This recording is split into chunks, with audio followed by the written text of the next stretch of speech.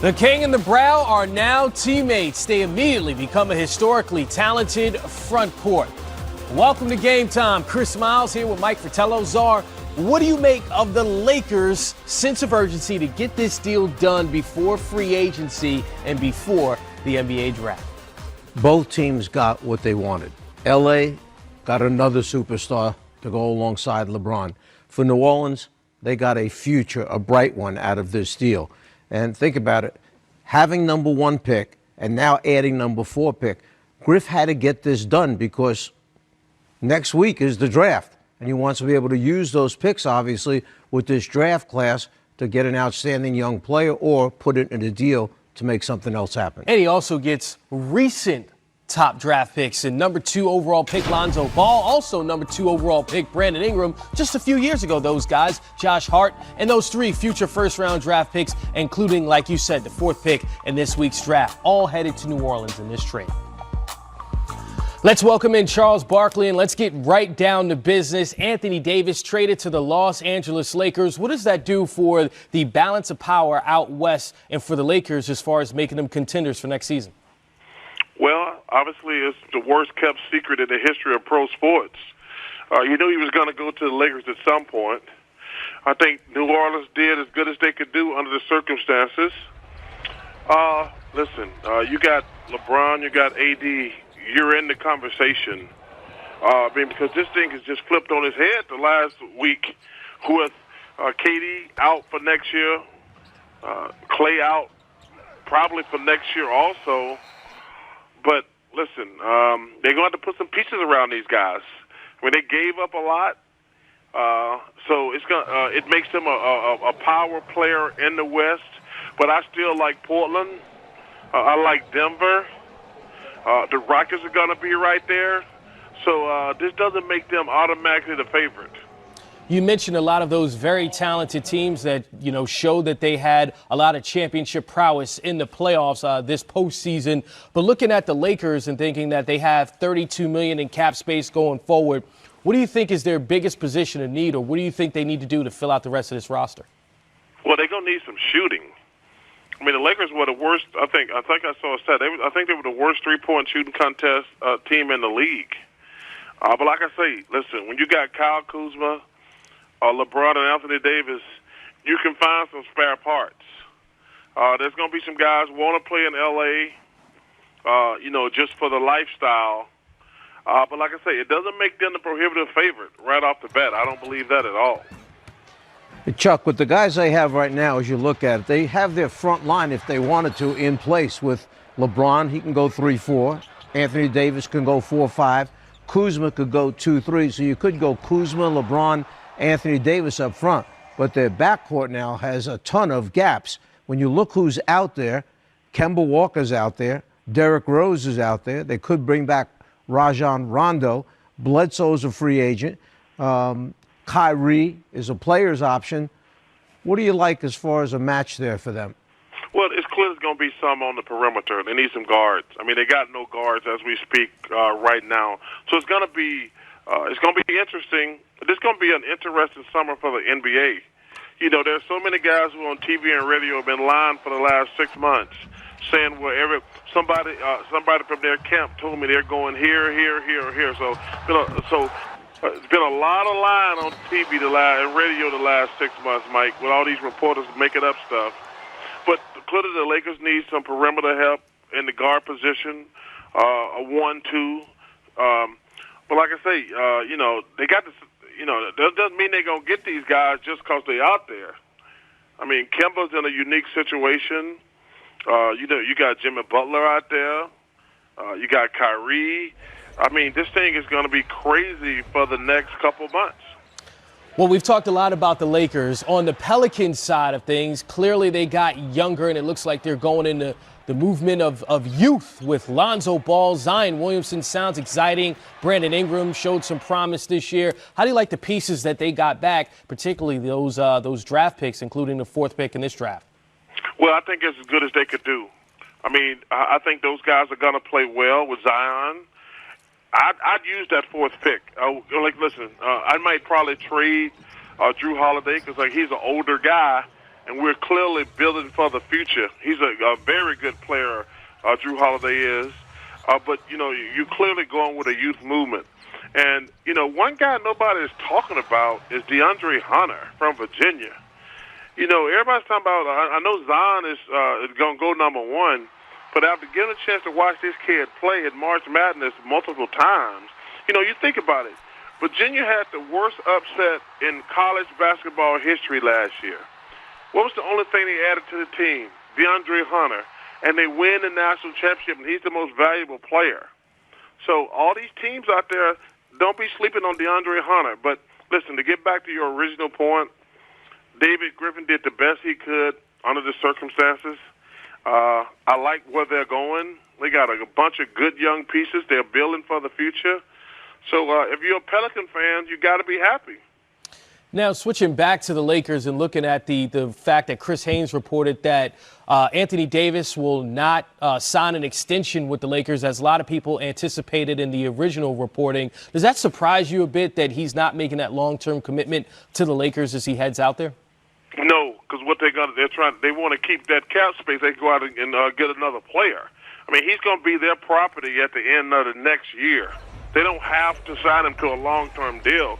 But see, if they sign him to a long-term deal, they won't have all that cap space. So it's a great business move by the Lakers. They got Anthony Davis on the contract for 1 year, and now they still got that cap space. So that's strictly a business move by the Lakers, and it's a smart business move. All right, I know we got you on your first weekend off after the playoffs ended. We appreciate you taking some time spending with us. No problem, man. You guys keep up the great work. Miss y'all. So what players can the Lakers afford now? Tom Penn joins us next to break it down.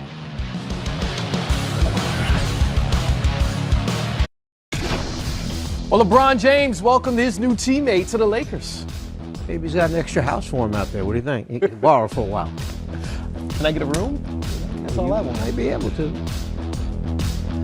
To help us understand the Lakers cap situation post Anthony Davis trade, let's welcome in Tom Penn, our analyst and former vice president of basketball operations for the Portland Trail Blazers. Okay, the Lakers have just 5 players under contract for next season, including Anthony Davis. Apparently they have about $32 million in cap space. Is that enough to fill out the rest of this roster? I think it's going to be more like 27, 28 million after you count all the different things that go into stacking up the roster. So is it enough? I don't know. Well, sure. They're in a better place. It's a great move for both teams.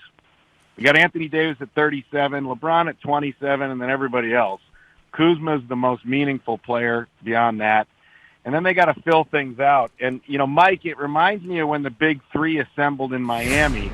Pat Riley had the luxury of those guys all coming at once and all agreeing to take pay cuts, or not pay cuts, but they took a haircut off of the maximum, and that freed up an extra $15 million for him to play with beyond that. This is going to be more challenging for Rob Pelinka. It's really going to depend on what types of players choose to go, but at least there's the perception that LA's back and that they're, Vegas has them favored to potentially win it. Tom, in order, the most famous people and favorite people in New Orleans were Drew Brees, number 1. Then Anthony Davis could have been 2 and Emerald 3. But now AD's gone, so Dave Griffin moves into that second spot behind Drew Brees. Yes, he does. He was America's favorite, but now he's New Orleans' favorite. Tell me this.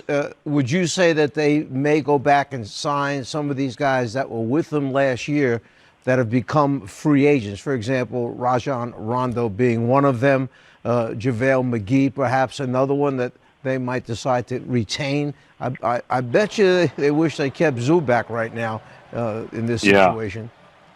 Yeah, no doubt. It's interesting. Are they going to get the quality of players the way Golden State has gotten, or the way, Cleveland at times got, where they were able to get high-quality guys that are hunting a ring and can really come in and help? Last year with the Lakers, when they started adding, it was like the land of misfit toys. I mean, they brought in Stevenson and McGee and everybody had some history. It was just, it just didn't fit. You could see that was a combustible group. So I think they need to prioritize character. I could see Rondo coming back. He's an important player for them, particularly when there's more talent on the floor, and he may take a lot less to do it.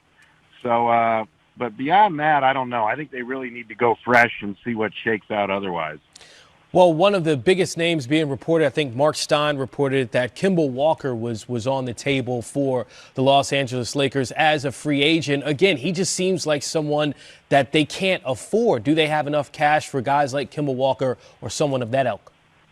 I don't think so, unless Kemba would really want to play in L.A. and be a part of that. I understand his name being thrown out there, but I don't know. I mean, he'd be the only one taking less than his market value. And that's when I go back to with the Miami situation. They all took less than their market value, and it sort of set this precedent where everybody did it, and they built the juggernaut. Here, I don't see Kemba taking less than his full max, in which case it's going to be, I don't think the Lakers can get there. And they may be better suited, rather than giving it all to one other guy, they may be much better suited sprinkling that, spreading it out in a way that they get multiple players who play important roles for them. I mean, they're going to be able to offer playing time. Any smart veteran knows that when LeBron is humming and you put another MVP candidate next to him, the game is easy for you, and you can get your minutes, you can get your touches, and you can get your glory. So I think L.A. is intriguing. They may be better off taking that $27-30 million and spreading it across a bevy of talent. Tom, is there any way you could see Kyrie rejoining LeBron?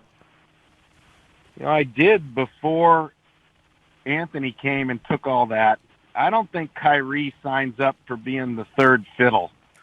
I think Kyrie leans more into a New York City opportunity where he's the star. He's always struck me as one of these guys, even as accomplished as he is, that he's just still on the rise, on the climb, looking for for his own legacy, his own situation, and I think he's still destined for big city that way. Certainly a big trade in this first weekend of the offseason between the Lakers and the Pelicans. Appreciate your time, Tom Penn. Thank you. All right, guys. Should be a fun week. The Anthony Davis trade saga. We get the best of Magic Johnson on Twitter, don't we? Well, Magic's busy tonight. He's got a lot going on and he's very excited or he's very sarcastic, one of the two. To Rob Pelinka, yeah. Well, earlier today we spoke to NBA.com senior writer Sean Powell.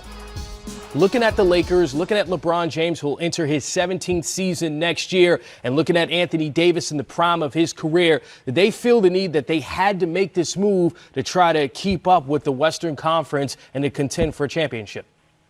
Well, Rob Pelinka had to make this move because LeBron James turns 35 years old next year. And I think that for the Lakers, this was a strike now move. He's not getting any younger. They had to make a move, particularly as Coach Patel has said, now with the Warriors basically missing two stars next year, it's wide open. The Lakers also will have $32 million in cap space if Anthony Davis waives his $4 million trade bonus, which he will, which means the Lakers will be in play for a free agent. So basically, this trade will have a ripple effect. They have Anthony Davis, they have LeBron James, but who else are they going to add? Obviously, they're missing a point guard. Maybe is it Kemba Walker or Kyrie Irving, who opted out of his last year of his contract. Will he rejoin LeBron James? So I think a lot of this also depends on what the Lakers can do in free agency to add to the mix. Well, you mentioned that $32 million in cap space. You say stars like Kyrie Irving or Kemba Walker, who you said will be a max player, but what's their biggest position of need? Is it point guard or is it a defensive stopper on the wing? What do you see as being their biggest positions of need? I would say point guard. What the Lakers don't want to do is have LeBron James be the master of 5 different positions as he was last year. Load management came about because of that. Also, this is a guy who probably won't play 82 games again in an NBA season. So the last thing you want him to do is to wear himself having to basically control the ball as he has most of his career. Definitely they need a defensive stopper. Anthony Davis, by the way, does fill that role to an extent. But I also think that that's a player that they can get just by filling out the rest of the roster. Okay, speaking of Anthony Davis, there was a thought process that he would sign with the Lakers and agree to an extension, but Chris Haynes is reporting that Anthony Davis will play out this season, then enter free agency next summer as a free agent. Does that surprise you? No, it doesn't surprise me because there's no urgency for him to do anything. Assuming, he's going to stay healthy, and I guess nobody can really take it for granted. After what we saw, with Kevin Durant, getting hurt like that. Look, he has representation that's linked with the Lakers, Rich Paul, LeBron James. I don't think that's going to be a big time sticking point right now. I think it all depends on what the Lakers do in free agency, and if they get that player, that missing piece that can push them over the top, I think Anthony Davis is going to stay there long term. Well, another guy in the center of this trade is our former colleague here at NBA TV, David Griffin, now president of basketball operations down there in New Orleans. He brings in Lonzo Ball, Brandon Ingram, 3 future first-round picks, Josh Hart, and also #1 overall pick, where many assuming is Zion Williamson. A lot to be excited for New Orleans fans, right? Yeah, I think this is, David Griffin basically wants to redo this team, and he's going to redo it with young players, not a totally inexperienced team, but with young players going forth. And also, this gives him assets to trade if he decides to do so. Now that they have Lonzo Ball, they're probably more likely to take a wingman at the #4 pick that they got from the Lakers, more so than a point guard. Jarrett Culver's in play, a couple others are in play. But if you look at this roster right now, you've got Lonzo Ball, Zion Williamson, who will be the #1 pick, Brandon Ingram, that 4th pick, and they'll also have some cap space going forward. And this is what they want to do. They want to form a young nucleus, exciting, get up and down the court, and then see what kind of trades they can make either this summer or next summer. Well, one of the things we heard going into this trade over the past week was the fact that this would be a 3-team trade, and Woj just reported that the Pelicans are looking to shop that 4th pick in this draft. If you heard anything like that as well. Well, they'll shop the 4th pick if a team wants to draft a point guard, which, of course, the Pelicans don't need. But I'm not so sure they'll get any kind of big haul for that #4 pick. They could.